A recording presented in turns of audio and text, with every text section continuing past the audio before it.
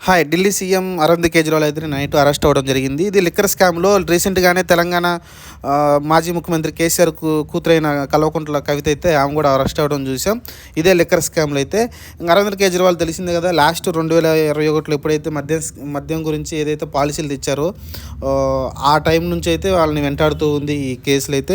2022లో charge షీట్లు కావడం కావచ్చు, వాళ్ళ ముఖ్యమైన హోంమంత్రి అయిన సిసోడియా అరెస్ట్ కావడం కావచ్చు. ఆ తర్వాత వరుసగా చాలా మందిని అరెస్ట్ చేశారు. కానీ మధ్యలో కల్వకుంట్ల కవితను కూడా అరెస్ట్ చేయడానికి ప్రయత్నించారు. కానీ అప్పుడు వాళ్ళ నాన్నగారైన కేసీఆర్ గారు ముఖ్యమంత్రిగా ఉండడంతో అయితే కొన్ని అవాంతరాలు అయితే ఏర్పడ్డాయి. కానీ రీసెంట్గా అయితే ఆమెను అరెస్ట్ చేశారు. నిన్న దాదాపు 2 గంటల పాటు ఆయన విచారించిన తర్వాత అయితే అఫీషియల్గా అయితే ఆయన అరెస్ట్ చేయడం చూసాం.